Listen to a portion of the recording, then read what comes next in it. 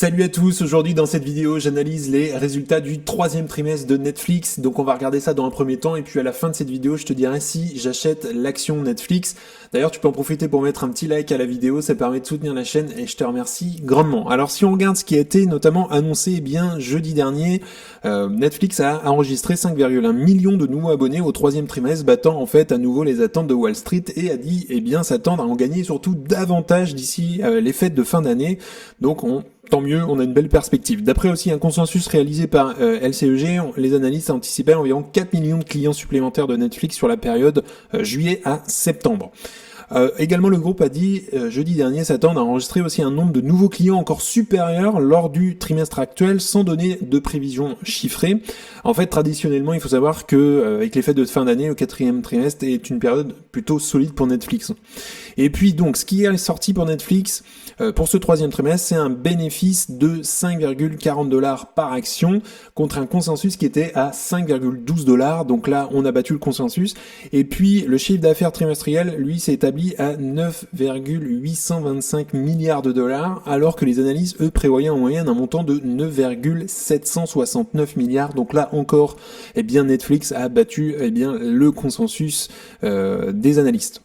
Également, alors le groupe a dit dans sa lettre aux actionnaires, nous avons réalisé notre projet de réaccélération de nos activités et nous sommes excités à l'idée de finir l'année de manière solide. Également, Netflix a déclaré que sa marge d'exploitation a atteint 30% sur la période juillet-septembre contre 22% un an plus tôt. Donc là, c'est tant mieux, il y a une belle amélioration des marges. Également, le groupe, si le groupe s'affaire à engranger des revenus supplémentaires grâce à ses abonnements avec la publicité, il a indiqué par le passé ne pas s'attendre à ce que cela devienne un facteur clé de croissance avant 2026. Donc au troisième trimestre, les nouveaux clients ont été plus de 50% à souscrire à un abonnement avec publicité dans les pays où cette offre est disponible. Donc voilà, ça fait quelques temps que notamment en France, cette offre avec la pub, elle est disponible pour à peu près, je crois, 6€ par mois. Donc voilà, c'est une nouvelle offre qui tend à bien fonctionner. Alors comment Netflix peut améliorer son offre? Ils l'ont décrit dans leur lettre aux actionnaires, notamment via des investissements dans une programmation variée et aussi de qualité. En fait, Netflix a dit qu'il s'engageait à investir dans un large éventail de séries télévisées et de films en privilégiant la qualité et la variété pour répondre à un public diversifié de plus de 600 millions de membres et en expansion surtout constante. Également, la société programme des contenus pour une multitude de goûts, de cultures et de langues surpassant en cela tous ses concurrents. Des concurrents qu'on en connaît, il y a Prime Video notamment. Netflix s'attache aussi à proposer un flux régulier de séries, de films et aussi de jeux de qualité tout au long de l'année afin de satisfaire ses membres. Parfois on l'oublie un petit peu les jeux, mais Netflix est engagé là-dedans. Et puis enfin, malgré des perturbations dans la programmation en 2024 dues aussi aux grèves de l'année précédente, le volume de production a repris et Netflix prévoit un avenir prometteur. Également miser aussi sur les séries à succès et les franchises populaires. Netflix capitalise aussi sur le succès de séries phares en proposant de nouvelles saisons de titres appréciés par le public, notamment on connaît Emily in Paris, Selling Sunset, etc. Et puis également la société mise également aussi sur la création de nouvelles séries à succès, comme The Perfect Couple, avec Nicole Kidman notamment, Monsters, etc. Donc voilà. Et puis enfin le succès de ces séries contribue à fidéliser les abonnés existants et en attirer de nouveaux grâce aux bouche à oreille. Ensuite, pour améliorer son offre, il s'agit d'élargir aussi l'offre aux événements en direct, puisque Netflix a récemment aussi intégré des événements en direct à sa programmation, notamment le combat de boxe avec Mike Tyson et Jake Paul et de matchs de la NFL le jour de Noël. Également, ces initiatives visent à diversifier aussi l'offre de contenu et attirer de nouveaux publics intéressés par des événements sportifs, tout simplement, et des divertissements qui se passent en direct. Pour améliorer son offre également, c'est produire des films à grand succès. Netflix investit vraiment massivement dans la production de films qui attirent aussi un large public à l'échelle mondiale. Cette année, on a eu des films à succès récents, notamment The Union, Rebel Ridge, Beverly Hills aussi, etc. Et puis la société vise à produire des films qui comptent parmi les plus regardés au monde, rivalisant aussi avec les plus grands studios hollywoodiens. Alors, il s'agit aussi pour Netflix d'améliorer eh bien l'expérience utilisateur et aussi la valeur perçue. C'est hyper important. D'autres Netflix s'efforcent aussi de fournir une expérience utilisateur conviviale, intuitive, avec un accès facile à un vaste catalogue de contenus. L'entreprise met l'accent aussi sur le rapport qualité-prix en proposant justement un abonnement unique pour accéder à un large éventail de séries, de films, de jeux ou encore d'événements en direct. Et donc cette approche vise à renforcer surtout la valeur perçue de l'abonnement Netflix, à le rendre plus attractif eh bien, pour les clients potentiels, notamment avec son offre publicité qui en France est autour des 6 € par mois. Donc en fait, en résumé, la stratégie de Netflix pour améliorer son offre de contenu et attirer de nouveaux membres repose aujourd'hui sur un investissement continu dans une programmation variée et de qualité, et la création aussi de séries, de films à succès, l'intégration aussi d'événements en direct, ainsi que l'amélioration de l'expérience utilisateur et de la valeur perçue. Alors, si on regarde eh bien ce qui était sorti dans les prévisions, notamment pour le 4e et dernier trimestre de l'année 2024. Alors, déjà, si on regarde l'année 2023, le 3e trimestre, on voit clairement que les chiffres sont en amélioration, hein, et ça, c'est très encourageant. D'ailleurs, si on regarde par rapport à un an, le trimestre 3 de 2023 et celui-ci, on a une belle accélération, donc on est à 15% quand même de croissance. Donc ça, c'est hyper encourageant. Et puis c'est pareil, earning per share, on est à 5,40 $. Il y a un an, on était à 3,73. Donc ça, c'est vraiment très encourageant. Et en termes de free cash flow, on a une belle croissance quand même des free cash flow. On est à tendance à augmenter. Alors surtout, il y a une belle reprise par rapport au deuxième trimestre 2024. On était à 1,213 milliards et là, on est passé quand même à 2 milliards 194. Donc là, on a fait un sacré bond en termes de free cash flow. Donc voilà ce qu'ils proposent, ce qu'ils envisagent Netflix pour eh bien le dernier trimestre, c'est 10 milliards de revenus pour le 4e trimestre 2024. Donc c'est absolument énorme. Une croissance sur un an estimée à 14%. Donc j'espère qu'ils le feront. En tout cas, ils sont bien partis pour avoir ces chiffres-là. Donc en termes de prévision, voilà, Netflix prévoit une croissance des revenus de 11 à 13% pour 2025 pour atteindre justement eh bien, les 43 à 44 milliards de dollars. C'est absolument énorme. Et donc cette croissance devrait être tirée notamment par une augmentation du nombre d'abonnements payants et aussi du revenu moyen par abonnement. Également, l'entreprise s'attend à ce que la croissance des revenus soit plus modérée qu'en 2024, environ 15%, mais reste tout à fait solide. En termes de rentabilité, Netflix vise une marge opérationnelle de 28% en 2025 contre 27% prévu pour 2024. Et donc l'entreprise prévoit également d'équilibrer la croissance de la marge à court terme avec des investissements appropriés dans ses activités. Également, Netflix estime qu'il existe encore une marge de manœuvre importante pour augmenter ses marges à long terme, et ça, on aime voir ça, l'augmentation des marges, c'est hyper important. En termes de facteurs clés à la croissance, premier point, notamment l'amélioration de l'offre principale de séries et de films. Netflix, on l'a dit tout à l'heure, mais continue d'investir dans du contenu original de haute qualité pour attirer et surtout fidéliser bien les abonnés, c'est ça le plus important. Également des investissements dans de nouvelles initiatives de croissance, puisque Netflix développe son activité publicitaire et explore aussi de nouvelles opportunités, notamment comme les jeux, j'en ai parlé tout à l'heure, c'est quelque chose peut-être qu'on connaît un petit peu moins, mais qui fait partie évidemment de sa stratégie. Et puis également une expansion mondiale, puisque Netflix continue de s'étendre sur de nouveaux marchés, ce qui contribue aussi à la croissance des revenus. Quelques défis potentiels à la croissance. La concurrence, faut pas oublier, qui est accrue puisque le marché du streaming est de plus en plus concurrentiel. On a Amazon, donc avec Prime Video, on a Disney notamment, on a Canal, peut-être en France plus connu, ce qui pourrait effectivement affecter la croissance des abonnements.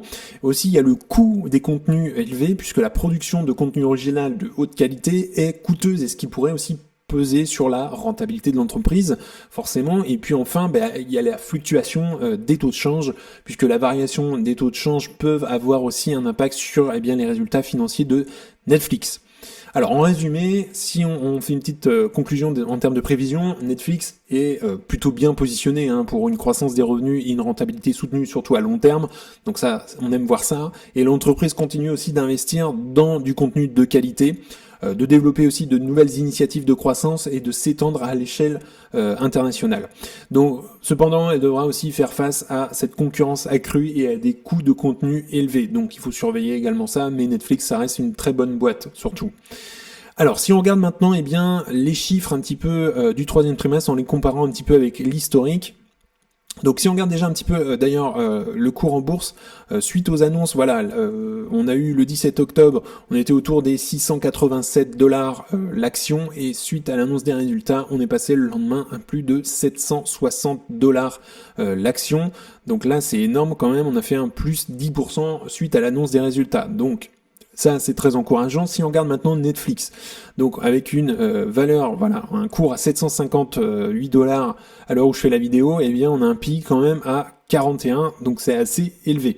Si on regarde en termes de bilan, alors, si on voit en termes d'espèces d'ailleurs, on voit clairement que on a une augmentation de la trésorerie de Netflix, notamment à ce troisième trimestre, on a fait quand même un plus 17% par rapport au dernier trimestre.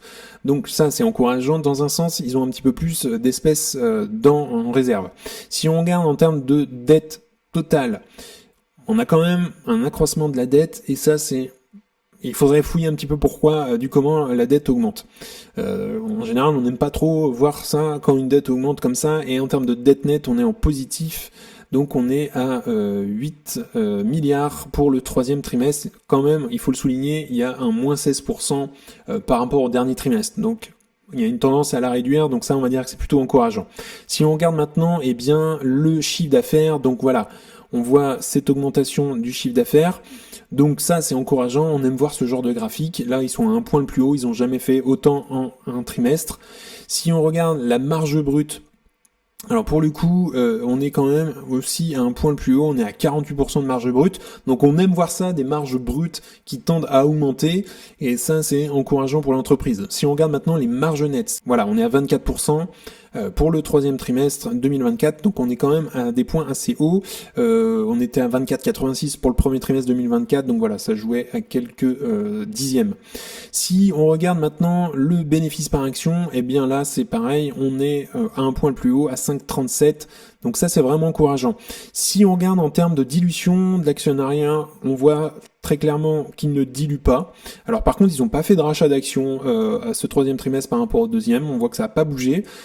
Par contre on voit clairement qu'ils en font un tout petit peu de temps en temps dans les trimestres, donc ils diluent pas l'actionnariat, donc ça reste tout à fait bien. Donc si on regarde maintenant un petit peu, eh bien les rémunérations en actions, on voit que ça a tendance à chuter pour l'année 2023. Il faudra regarder pourquoi peut-être. Si on regarde maintenant le free cash flow, donc le free cash flow c'est ce qui reste vraiment à la fin dans l'entreprise, une fois que tout a été payé, c'est vraiment le cash disponible, et ça c'est une métrique qui est hyper importante à surveiller. Donc si on regarde, eh bien ils sont quand même à un point assez haut, je crois qu'ils n'ont jamais atteint ça, voilà, donc ils ont fait quand même un plus 80% d'un trimestre à l'autre, on l'a vu tout à l'heure, hein, mais c'est absolument énorme, et sur un an on est quand même à plus 16%. Donc ça c'est tout à fait encourageant, et la marge du free cash flow elle a pas mal remonté, et ça je préfère voir ça, 22% quand même à ce troisième trimestre. Il y a quelques mois on était quand même pas très très bon, hein. Si on regarde d'ailleurs pour rien que pour l'année, le premier trimestre 2023, là on était à 25, on avait chuté à 16, et l'année 2022 était moins bonne, hein. Clairement on était à 0,16, voilà, 5% de marge free cash flow, donc là c'était une période un peu compliquée. D'ailleurs Netflix avait pas mal chuté en bourse à cette période-là. Et si on regarde les free cash flow par action, ce qu'on aime voir c'est des free cash flow par action qui tendent à augmenter. Bon, quand on voit ça, c'est un peu moyen, hein. Ça fait un peu yo-yo, et c'est quelque chose que j'aime pas trop voir. Alors maintenant, la question, est-ce que Netflix est une entreprise de qualité? Donc globalement, on voit que le chiffre d'affaires croît en moyenne de 16% par an, donc ça c'est tout à fait encourageant. Par contre, le point un peu orange, on va dire, c'est les free cash flow. Là c'est quand même très moyen. Alors 2023 c'est encourageant, mais quand on voit l'historique, perso, je préfère peut-être rester un petit peu à côté pour l'instant. Le ROCE, c'est pareil, il est quand même très moyen, même s'il a tendance à être amélioré, notamment en 2023, on était à 17%. Donc si ça continue sur cette lancée, pourquoi pas. Mais si on regarde l'historique, 3% en 2022, on était même en négatif en 2021, donc voilà, là c'est rouge, c'est vraiment pas très très bon pour ça. Ils ont pas de problème pour rembourser leur dette, donc il leur faut moins de 3 ans, donc là il n'y a pas de souci sur ça. Ils font un petit peu de rachat d'actions, mais pas grand-chose, hein, mais globalement ils ne duent pas l'actionnariat, donc ça c'est le point le principal. Et puis enfin, la marge de free cash flow, on l'a vu tout à l'heure, même s'il y a une tendance à l'amélioration ces derniers temps, 2023 à 20%, eh bien la moyenne quand même sur 5 ans reste à 3%. Donc on espère que la dynamique de 2023 va se poursuivre. Mais voilà, on est quand même sur un bilan assez mitigé, je trouve, pour Netflix. Donc pour conclure, eh bien moi à l'heure actuelle, je ne suis pas investi dans Netflix. Je préfère rester à côté au vu de ce que je viens de voir, même si on a une tendance à l'amélioration des free cash flow notamment et du bénéfice par action. Et donc ça c'est tant mieux. Les marges aussi free cash flow ont tendance à s'améliorer. Donc je préfère rester à côté. Ça reste une belle entreprise de qualité. Il y a encore de la croissance à venir. Il y a des investissements, il y a de l'innovation. Donc ça c'est top. Mais je préfère la regarder pour l'instant de loin. Et puis personnellement je la trouve encore chère en bourse par rapport à ce qu'elle produit. On a pu voir notamment dans les résultats. Je le rappelle, je donne pas de conseils en investissement, c'est hyper important que tu ailles faire tes propres recherches, tes propres analyses. Si tu souhaites investir en bourse, ça reste ton argent après tout. Alors pour terminer, si tu souhaites accéder à You Can Invest App, tu auras accès dans ton espace membre à ma watchlist, donc avec mes objectifs de prix d'achat. Tu auras accès aux meilleures actions sélectionnées avec 6 critères de qualité. Tu auras également accès au discounted cash flow pour estimer bien le juste prix à payer pour une action. Et puis enfin, on pourra se faire des appels vidéo pour analyser ensemble bien une action. Ça peut être aussi ton portefeuille et par les bourses. Également, si tu souhaites accéder à FastGraph, c'est le site que j'utilise pour analyser les actions, bien tu as 25% de réduction à l'inscription. Le lien est également dans la description. En tout cas, on en a fini pour aujourd'hui. N'hésite pas à liker la vidéo, à t'abonner, ça fera grandir la communauté et puis ça me soutient. Si tu souhaites regarder une autre vidéo, tu peux cliquer juste ici. En tout cas, je te souhaite une excellente journée et à bientôt pour une prochaine vidéo. Salut!